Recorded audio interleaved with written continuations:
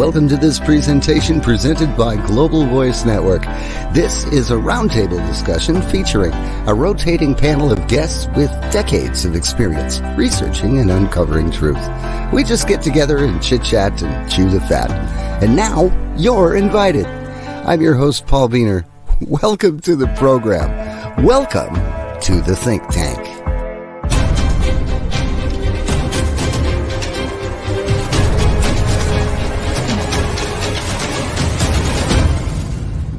Welcome to the program. This is Paul, and this is the Global Voice Network. And we got to get rid of that brand there. Thank you so much for joining us today. We are having a roundtable discussion, and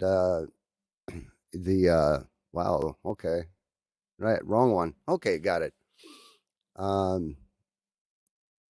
Undo it. Okay, well, it doesn't matter. All right, there we go. Got rid of it.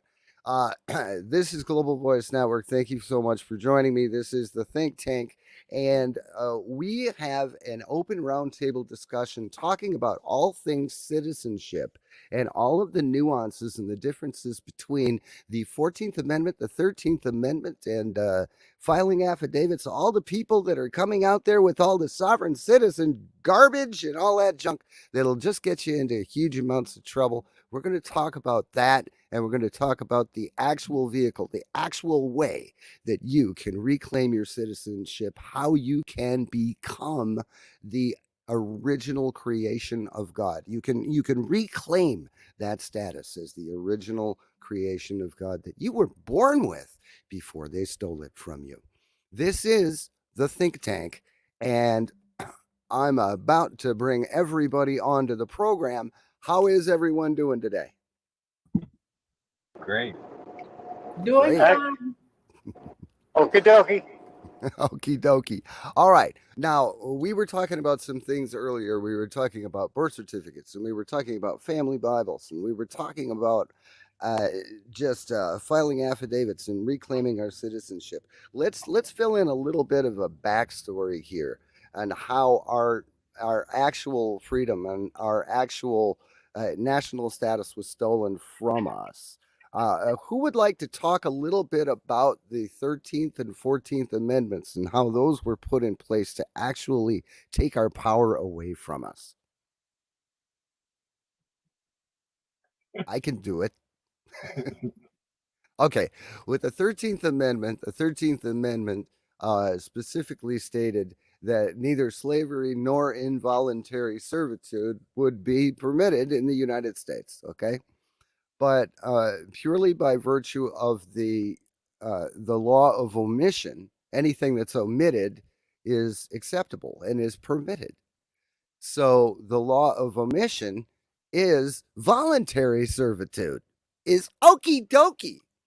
So whenever you check a box that says, yes, I'm your serf, or check a box that says, yes, I kneel to your authority, you're actually you're giving away your rights, your God-given rights to a creation of man, to a fiction. The 14th Amendment is how they kind of brought it all together, where it says all citizens, all persons born or naturalized, and all citizens and subject to the jurisdiction thereof. Thank you, Lisa. And subject to the jurisdiction thereof are citizens of the United States. Okay, now that's an and statement. It's a two-part statement. And residents of the and state residents wherein they reside. Now, Lisa, I just knew that you were going to save my bacon by clarifying that. Do you want to go through that, like that first line and explain it? Because I'm sure you can do it better than I can. Okay, well, if you I don't know about that. Oh, come on. Okay, so all persons born in the United States are citizens of the United States, and not are subject, but and subject to the jurisdiction. So if some are subject to the jurisdiction. There are some that are not. Because of and. Right. It's and subject to, not are subject to. That's a key word there. Okay. Wow. I'm. Excuse me, Paul. Can I Yeah. just ask a question? Is that and or and are? Okay. Let's go through it.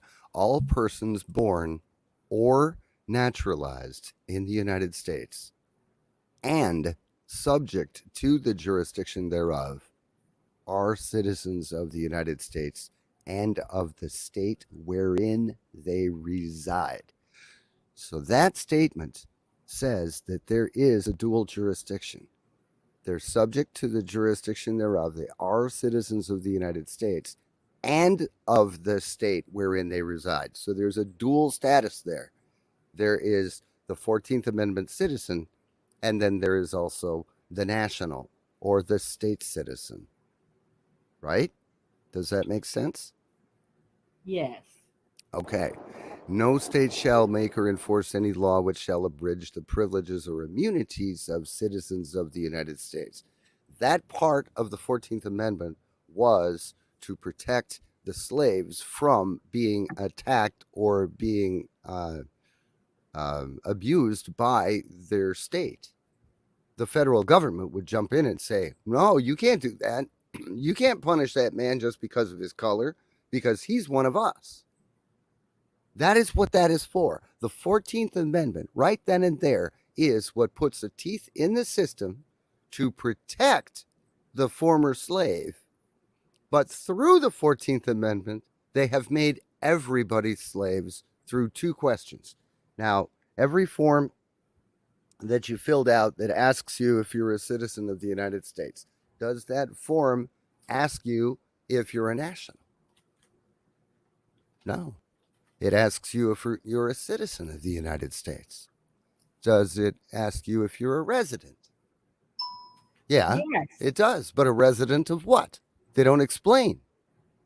So when it says, are you a citizen of the United States, and you check yes, and then it says, are you a resident, and you check yes, you think that being a citizen of the United States means the collection of states, all of the states. But what they mean is the United States Corporation in Washington, D.C. That's the citizenship they're asking if you're claiming. The And are you a consent of the resident? governed. Yeah, the consent of the governed.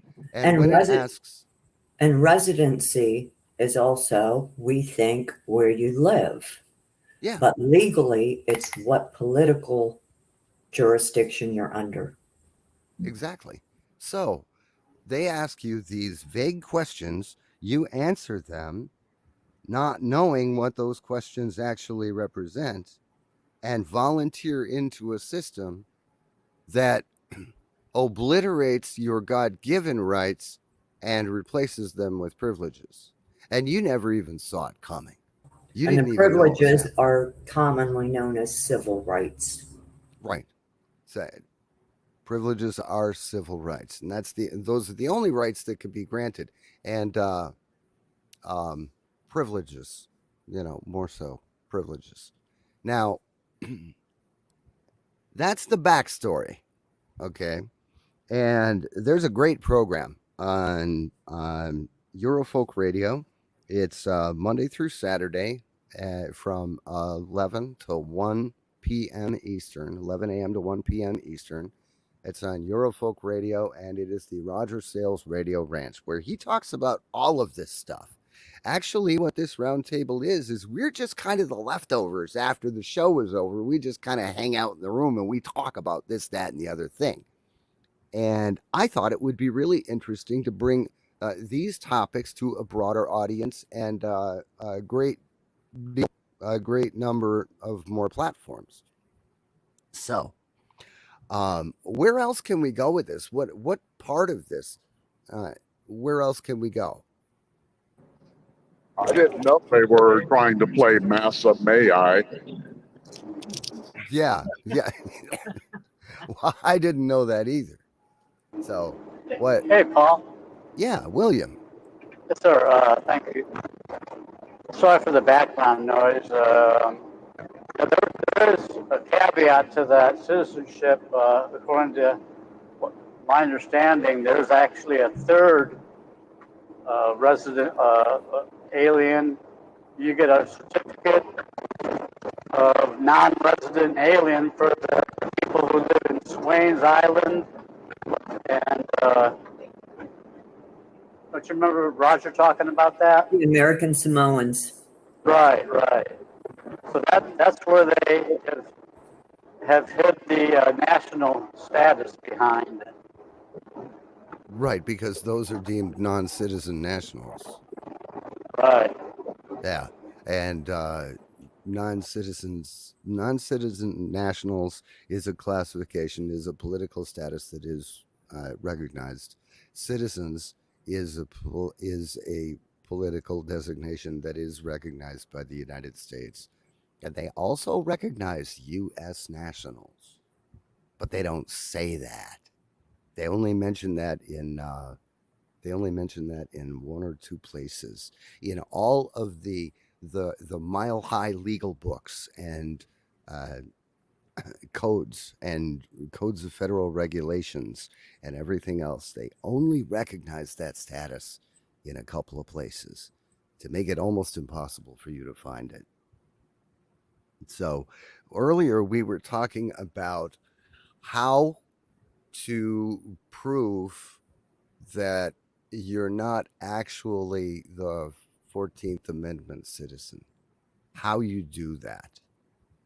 And how to do that is you file an affidavit with the U.S. Secretary of State claiming that you are not a 14th Amendment citizen of the United States, that you are declaring that you are a national and that you owe any allegiance you owe is owed to your birth state or your creator and not a corporate fiction, not the federal government. And where can we go with that? Where can we go with that? Well, to me, that kind of goes back to the debate that we have on here a lot of times, being state citizens versus federal citizens, that we all still kind of debate back and forth on what's right, what's not. Right. And a lot of people, they don't even want to claim state citizenship because, Because, go ahead, Paul, sorry. no, go ahead. I mean, Because all the states right now are functioning as territories of the federal government. That's another part, I believe, of the 14th of the territories. And somehow or another, through all this stuff, all the states have become territories of the federal government. through becoming subcorporations of the federal government. And how that happened was prior to the creation of the U.S. federal government and the reorganization of the country under a corporate fiction. Minnesota State, Colorado State, Texas State, um, California State. Okay, that's enough examples, I think. Those were the original sovereign national states. Okay, they were the original territories. But when the U.S. corporation was created and the states were folded in to the brand spiffy new 14th Amendment Constitution, there are two constitutions, seriously. There's a constitution for the United States of America. That was the one that was signed originally. And then there is the Constitution of the United States in all caps. There are two different, completely different documents. The first one was the founding document of this nation. The second is nothing more than a corporate charter of the U.S. Trading Company, formerly the Pennsylvania Mining Company, before they moved the seat of the federal government from Pennsylvania to Washington, D.C. So let's get those two distinctions all straightened out right now. But One of when the One Go of the ahead. things you said, Paul, was the original states being the original territories. And I never really thought of it as that. I think of the original states and how it's supposed to be as they're actually independent nations. That's your country. Your state is your country. And when I try to explain that to people, I reference in like Europe and the European Union, but you have all the individual countries, that are still very independent. And that's how our states were supposed to be. Right. And what the EU tried to do was the EU tried to create a model in Europe that matched the United States, the North American model, where these individual countries actually just become states of a whole, kind of, sort of. Yeah, So, they relinquish a lot of their independent powers for the central. It's not good. I absolutely. have a question, Paul. Sure, but let me make one point really quickly. When they say state of Minnesota, when they say state of Nebraska, state of New York, those aren't the original countries. Those aren't the original sovereign state countries. Okay, those are the corporate fictions, and they are subcorporations of the U.S. Corp. Okay, Nadine, what's your question? You just answered it. Okay, I all got a, right, I got a question. all I right. guess Would it be considered confederated states? Is that the right term? Confederated? Yeah. Um, the the let's see. Or continental? They Because they could, had the Continental Congress. yeah, the collected states. Okay. So it's basically the union of states. So because let's be clear, Minnesota state with a small s is Minnesota, and a state says what it is. Well, state of Minnesota is a condition. It could be a state of Minnesota, or it could be a state of confusion. It could be um, state of well, I don't know. And if I go any further with that, I would probably attempt to put some kind of a negative connotation on it. But a state is a state of mind. It can be a state of mind. It can be a state of being. It can be a state of emotional disposition. It can be anything. Well, So that's why we're here. We're trying to clarify this state of confusion. yeah, well, I can relate to that. yeah, I was about to say I resemble that remark, but but you got there before I did, William. Well, Touche. here's one way of looking at it, Paul. Correct me if I'm wrong, though. There are two states in every state. One is traded on Brad and Dunn Street. The other one isn't. Like I'm from the state of Ohio, right? But I Hmm. was born in Ohio State. According to my driver's license, I'm state of Ohio. Right. That might make some sense. Okay, so there's two different states for each state, and they're both traded on Dun and Bradstreet. No, only one is traded on Brad and Dunn Street because that's the corporate state. And that's the state of. Okay. Correct. I'm from Ohio too, William. And Ohio State, it's just a university and a football team. Well, that's what they would like you to believe. It should be the Ohio Small State University. That's what it should be. So we were talking about birth certificates, and there's a lot of talk uh, in this whole sovereign citizen bunk. First of all, let me explain that being a U.S. national is not being a sovereign citizen. There's no such thing as a sovereign citizen. A sovereign citizen is an oxymoron because you cannot. There's only one sovereign. Yes, there's only one sovereign, that is God, because sovereign means so over reign. Okay. Now, you cannot be the God of the slaves because citizen means servant. It means subject, serf. Okay. Purely by virtue of the fact that you use the term citizen, you're claiming to be uh, under somebody's thumb, under somebody else's jurisdiction, other than God. And God specifically says that's a no-no. You're not supposed to do that. So, but uh, a lot of these sovereign organizations or sovereign groups, and I'm not going to mention any names, but many of them have like huge multi-page affidavits and their rescissions of this and removal of that and everything else, like trying to unwind the Gordian knot when really it only takes one step to unwind the Gordian knot.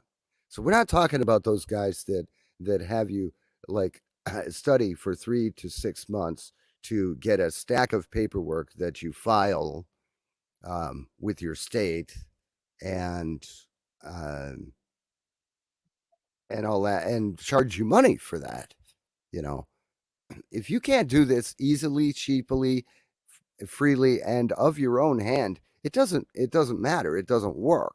So the Radio Ranch Rogers sales plan is you do it easily, you do it cheaply, you stand in your own power, you stand in your own right, you file a one-page affidavit, and you're done. Okay, you're finished. No, No other work to be done other than to continue to learn the information and learn the right. difference between being a slave and standing in your own power. And that study will never stop. Once you get into this, it's like, wow. And I have to say, this conversation started after Paul uh, suggested we watch a video titled Hierarchy by Romley Stewart. And it was very confusing before I saw it a while back, and it was very confusing. Today, it made so much sense after listening to Roger and all these people on the Jitsi um, conversations. It made so much more sense to me today. So all this information is very confusing, and it comes at you like a freight train, but you just slowly have to listen and get the concepts, and it'll ring to your soul. Yes, Thank you, Paul. it absolutely will, and thank you, You have a Sketch. thirst for the truth. Yeah, well, that was a thing that I wanted to add to that. Is yes, you do you do like embark on a land of perpetual study, but you do so with enjoyment and with personal empowerment, and you do it and just without even thinking about it. Whenever you hear something like either on the news or you hear somebody talking about something, you already know enough about the backstory and about what happened to know that what you're seeing is wrong. It's incorrect. And you can immediately store that in your lexicon and you can use that as ammunition or supporting evidence for when you're talking to somebody about this very thing. It becomes an empowering favorite hobby. I mean, what it did for me. What about everybody else?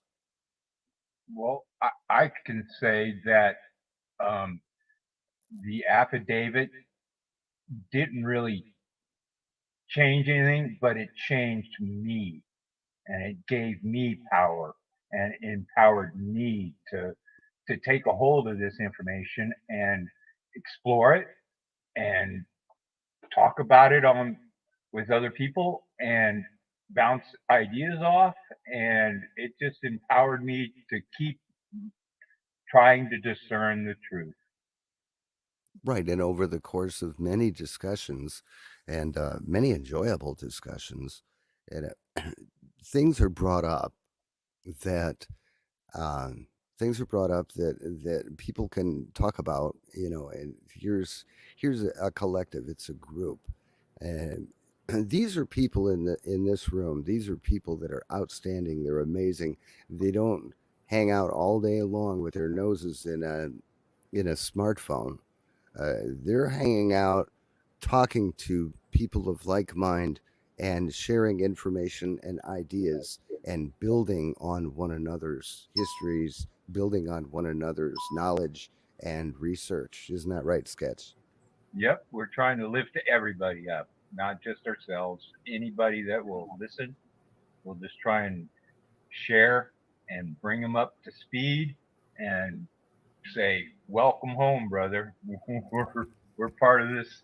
We're part of this collective that is God. Right. Now, some of the things that were talked about in that video, what were some of the things that really struck you as, and well, gee, they were right there in front of my face my entire life, and I never saw what it actually meant. What were a couple of the aha moments in that video for you? Are you asking me? Yeah. Well, first of all, Romley Stewart, Justinian deception. We've been deceived. We've been conditioned. Pavlovian, a combination I'm not saying that right. Pavlovian, and Pavlovian. yes, and a little bit of Stockholm syndrome, Oh yeah. and our whole lives, especially when we talk about fiat and money, they're completely different. So there's a dialectic, a deception. What's the other word for deception? Um, Anybody? Equivocation. There's nothing but equivocations in what we deal with. So we have to use discernment to decipher those equivocations. Yeah, As far lies. Right. Exactly. And let's bring up the Justinian Deception YouTube. Um, And that goes back to Roger Sales' book, who does the radio show, Government by the Treachery and Deception of Words. thank you, Lisa. exactly. Uh, and I'm actually showing the Justinian Deception YouTube page uh, on the screen so people can see what where that video is. The Uh, title of that book, too, sorry to interrupt you, Paul, but the title of that book actually defined it as more sovereign to serve. The subtitle is The Government by the Treachery and Deception of Words. right. Sovereign to serve. Right. Oh, and this would be a really good time to mention thematrixdocs.com. That Even though sovereign's a bad word now. yeah, even though it's a bad word. Um, yeah, I'm gonna put thematrixdocs.com up on the screen here. There we go. Okay, that is where viewers can go to to see the backstory and the supporting evidence, and to hear excellent interviews, to watch excellent interviews with Roger Sales. He's talking about all of this stuff, and he was just recently on Caravan to Midnight, wasn't he, Lisa? He was, and it was a great show. It, and it was about an hour and a half. You take out the commercials and things like that. It was a 2-hour program, but he really nailed it, and he explained it so simply, easily, and succinctly. So, if you've ever watched Caravan to Midnight, go look at the recent program with Roger Sales of thematrixdocs.com. And that, I mean, you're going to love it. I just know you're going to love the program. So, where else can we go from here? Well, I'll comment on the Caravan to Midnight. He goes over just the beginning of the foundations, basically the iceberg what's under the iceberg he just starts to get into, the one that's that's buried and we don't see, but he Right. exposes the foundations in the beginning. Right. And he explains how it came about, and it he leads you to a solid understanding of how deep this really goes, how hard they worked to put this fiction in place to enslave us all. Now, that video sketch, um, give me an aha moment if you could. My aha moment was the actual explanation of the word corporation. Did you catch that one? um I think he was talking about death as far as corporation. Well, right. He's talking about a corpse, All right. okay, and oration, corp, oration. It's a talking dead. So you may think that you're living, you're breathing, and your heart beats and your blood flows, and you're a man and everything else, but as soon as you claim the first, middle, and last name, when you use all three of those names together, you're representing the corporation that was actually created by putting your name together. That's the incorporation of the names. The first and middle is the God-given name, the family name. No, the given name, your Christian name, and the last name is the family name, right? Yep. When you use all three together, you're not representing the creation of God. You're not representing, uh, well, for John J or John Joe, you're representing John Joe Doe. John Joe Doe is a fiction. John Joe is a son. Well, I guess these days it could be a daughter too. I don't know. You can never tell. But that was one of my aha moments. Was the term corp oration? It's the talking dead, and how have they actually shown that to us?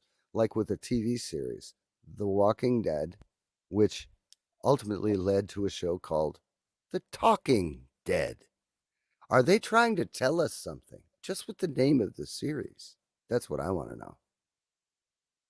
Okay, Lisa, thank you so much for being here. Lisa's got to check out. We've still got a lot more people in the room, and we've got about 20, 25 minutes left of the program. Things are going like really quickly. Does anybody else have something that they would like to bring up that we can talk about?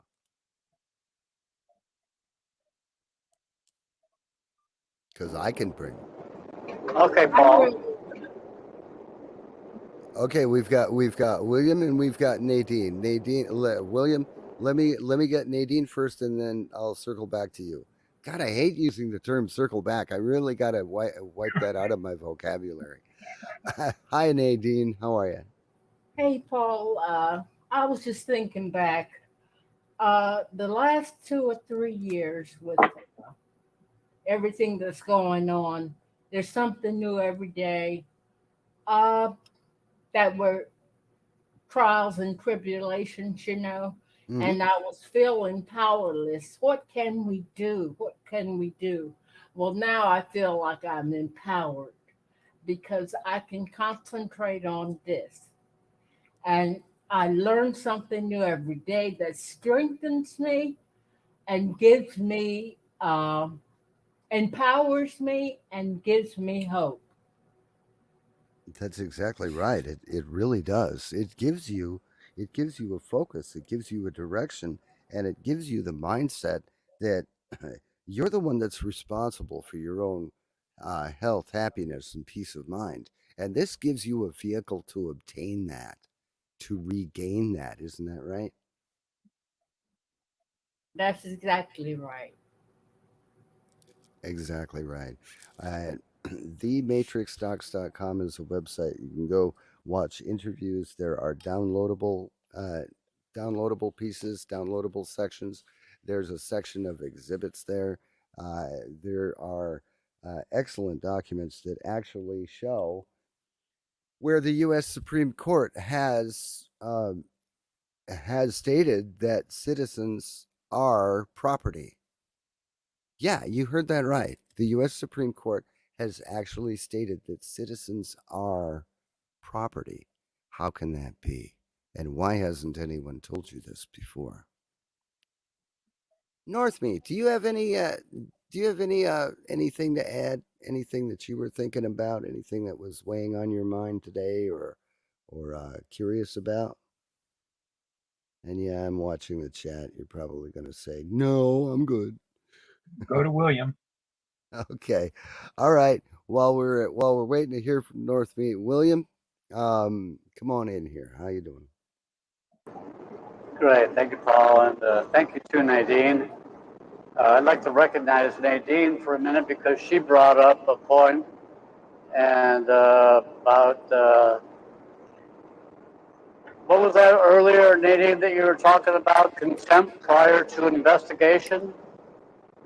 Well, there's a gentleman who wrote volumes on that in the past history, and his name was yes. Herbert Spencer. Did I get that from you? No, I got that from Charlie. Okay, but if you research, I've done a little research on it. Herbert Spencer and contempt prior to investigation. He's wrote volumes, and back in the mid 1850s, I guess, and he's actually written a couple of books, and one of which is Man versus the State.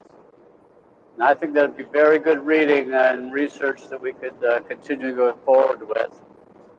And along the same lines, the aha moment I had from that video that we watched earlier in regards to the context that he portrayed about man creating the Vatican. And then the Vatican, what they had created, and through the debt and the fraud and all, everything else that was involved. And it just kind of threw me back a little bit. And it really explained a lot on our birthright. And brings the question, what square are we going to stand on today? If we're standing on God's square, or are we going to stand on the square of the corporate state or the federal state?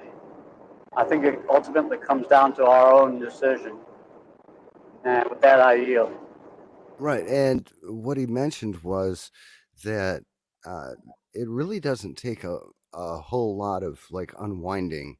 It just goes back to making your declaration of your political status, and then using your God-given name, using your Christian name, because if you identify as a corpse, then you become a derelict.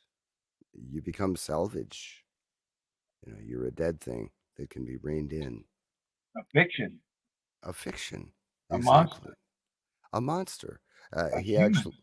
actually went through the definition of human, and he went through the varying stages of the definition of human. There's man, and what they've done is they've created a definition, or they've created a term, human, human. Well, according to Black's Law Dictionary, human is defined as monster. And if you look up the definition of monster, the definition of monster is fiction. So what they have done is created a fictional monster. So when you're trying to stand in your own authority, you don't have any. You don't exist. You're a fiction.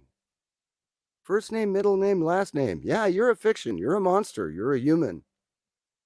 But reclaiming your Christian name, your family name, your God given name, as first and middle name. Then you reclaim your status as a child of God, and then Jesus Christ or Christ becomes your trustee and not the Vatican. Great video, great video. Go to Justinian Deception channel on YouTube, It's also and on Rumble. it's also on Rumble as well. But I see that there's just a ton of videos on YouTube, and I would bet you that if you looked them up on Rumble, that you would find more information, a broader variety, and more in-depth coverage of what you would find on YouTube, because the censorship is just horrible, isn't it? Isn't it, Stretch? Paul, when Sketch. you were talking Yeah. about human, monster, and fiction, the maxim of law came up that he mentioned, which was interesting and I didn't know, was if you know not the name of a thing, the thing is surely lost. I Yeah. found that very interesting. Another aha moment. There were a Yep. ton of them. There were tons of them in that video. Did anyone else have any? Any aha moments? Babylon, Yeah, Babylon. Babylon. Babylon is just a state of confusion. It's kind of like FEMA. There's a there's a lot of activity. There's a lot of things going on, but not many satisfactory results. Kind of. Is that just the state of the United States, or is that the whole world? What do you mean? What do you mean, Nadine? Babylon, the state of confusion. Oh, it's the whole world, because it, the powers that be, the controlling entities that have actually put this fiction and put this surf system in place in the United States, they have put a similar system in place in just about every other country around the world. There's only a small handful of sovereign individual countries in this world now. I mean, anybody that's got a World Bank or a Rothschild bank, they are certainly part of the fiction. But the thing is, we've got something they didn't have. We are the only nation on the world that actually has property rights from the creator that are recognized by the government, or at least were recognized by the pre 1933 bankrupt government. Those property rights were recognized. We are the only nation on this rock that has them. The only one. Except for, I do believe that there's like an island or something like that where they were actually granted uh, sovereign right and the ability to own property. They were actually granted that by the Queen. And I heard about that a couple of days ago. I'm not sure the particulars of it. It's a really weird name. It's this obscure little country that's only got like, what, 50 people in it. But which is probably why she said, "Okay, give it to them. There are only a few crazies over there in the corner. Give it to them. We'll take care of it." And the Constitution, right? Yes, and they have and a constitution. Absolutely. We have the Constitution. Yeah, yeah, Hey, we have. Paul, Yeah, those property rights were be pre 1933 were backed by common law, right? right. But if you're, pardon me, if you're a 14th Amendment citizen, you don't have access to the common law. You don't have access to the First Amendment, the Second Amendment. You don't have access to the Fourth or Fifth Amendment. You don't have access to the Ninth or 10th Amendments. You don't have access to anything, because the only constitutional rights you have are civil rights, and they are rights that are granted by the government. And anything granted by the government can be rescinded, revoked, and removed at any time without notice or reason. So, how does that make it a right? Well, not your right to complain as far as the U.S. debt, right?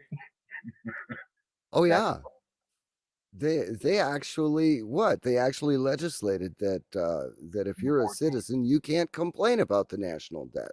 You can't That's even right. talk about it. If you're 14th, it was put in the end of the 14th Amendment somewhere. I have not read it, but I have heard on this forum that you cannot complain if you're a 14th Amendment Senate about all this debt. And I did find or hear that for every trillion in debt that the U.S. government gets, 14th Amendment citizens get 7,000 of that, every one of us. Right, exactly. And I actually found that section. It's section 4 of the 14th Amendment, which states the validity of the public debt of the United States authorized by law, including debts incurred for payment of pensions and bounties for services in suppressing insurrection or rebellion, shall not be questioned. But neither the United States nor any state shall assume or pay any debt or obligation incurred in aid of insurrection or rebellion against the United States, or any claim for the loss of emancipation of any slave, but all such debts, obligations, and claims shall be held illegal and void. Man, Interesting. you are quick, Paul. Thank you. Well, it was easy. I already had the 14th Amendment up on a tab. All I had to do was switch to it and scan down the screen. Perfect. So, yeah, you give me too much credit. But yes, it actually says in Section 4 the validity of the public debt of the United States authorized by law, including debts incurred for payment of pensions and bounties for services in suppressing insurrection or rebellion, shall not be questioned. Who are you? You can't question what we do. We're the ones that set forth uh, the finances for the country. And you voted for us. Go back there and play with your smartphone or watch your sports team, your favorite sports team. Let us And do the heavy lifting. and quit your complaining and join the group. Get on the Matrix Docs DOCS.com and join us. Absolutely. Yeah, and you can go to thematrixstocks.com, and on the Matrix Stocks are links to the streaming radio networks. Roger Sales is on Eurofolk Radio Monday through Saturday from 11 a.m. to 1 p.m. Eastern Time. And he's also on radio.globalvoiceradio.net, radio.globalvoiceradio.net during the same time. He also has a program on RBN, and that's evenings. What time is Roger's Sundays at RBN 3 show? Pacific. Sunday Sundays at at 3 so Pacific. so at 6 to 8 p.m. Eastern time on Republic Broadcasting Network. And Paul, I Yeah. think you should put this recording somewhere on the Matrix Docs so they can re-listen to it. Well, I could probably Get do that. get permission first, I guess. Yeah. Well, I Hey, could. hey, Paul, Yeah. can we talk about presumption of law and plausible deniability? Yeah. We've got about 6 minutes left of the show. Let's talk about it. I think that's their whole fail-safe system that they've sewed into this fraud to protect themselves, and their fraud. Well, the only way that they can claim that you're a 14th Amendment citizen is because it is presumed that you are a citizen by birth, and it is presumed that you're a resident, unless you specifically state that no, you're not a citizen, and no, you are not a resident. So anytime you run into Johnny, Johnny under the bubblegum machine on the side of the road, he presumes that you are a citizen and a resident. If you give him your first, middle, and last name, he presumes you're dead and that you have no authority to speak for yourself. when you go to court, God help you if you do. The only way to get justice out of the court system is to stay out of the court system. When you hire an attorney, when you hire someone to speak for you are allowing them to make the presumption that you're incapable of speaking for yourself. You're an imbecile. You're insane. You're of no accord and no account. I think Black Law calls it idiota. Well, I think Bori would definitely call it idiota. Yeah, yeah, yeah. Yes. I bet I see he's not on here today. Hey Brent, do you have a couple of words for us? I think he's working. Yeah, I think he's working. He might not be in a position where he can talk. Yeah, but Paul, isn't it true that the 14th Amendment was never really ratified? Right. Right. Yeah. It's well, no, the 13th Amendment, the southern states were kicked out so they couldn't vote on it. So the 13th Amendment was only voted on by the northern states. And and actually the Civil War was because the South wanted to secede. Well, the North didn't want them to secede because the South held most of the wealth of the country with the cotton fields and everything else and the long growing seasons and the farming and all that. So the Civil War was because the South wanted to secede and the North didn't want to let them do it. But then as soon as the 13th Amendment was made, the North kicked the South out of the Union. And the only way that the South could rejoin the Union would be if they agreed to ratify the 14th Amendment. So the 14th Amendment was ratified under duress, and the 13th Amendment was not ratified by the total number of states. It wasn't ratified by a quorum of states. And those two amendments are the very core, they're the very crux and the basis of the slavery and involuntary servitude that we deal with today because of our own ignorance. We were never taught this in school, and they don't want this information to get out. You know what, Paul? What, Nadine? Roger said slavery is the most profitable business in history. They just found another way to do it. Well, exactly. What did they do? Prior to the 13th Amendment, there were slaves that were living on the plantations and working on the plantations, and the plantation owner had to provide them a plot of land to grow their own food. The plantation owner had to give them the opportunity to actually have some kind of heat if they needed it. The plantation owner had to use up part of his land to actually house his slaves. Well, now they figured out a way that everybody, so they have full unfettered use of the plantation. They don't have any wasted space. And everybody goes to work every day. They punch their own time clock. They make money and they pay 80 to 90% of it in taxes, fees, and living expenses just to maintain this rudimentary existence that is basically punching a clock day in, day out, day after day, same stuff, different day. They just figured out how to not have to pay for it. That's all they did. So, anyone have any closing comments before we end the show? We've got about 60 seconds. Well, I just want to thank you for the forum. And you were talking about, somebody was talking about plausible deniability. And I think if you do look at somebody named Colonel Mandel House, who is a Rothschild handler for President Wilson, and his letter to Wilson, he talks about plausible deniability.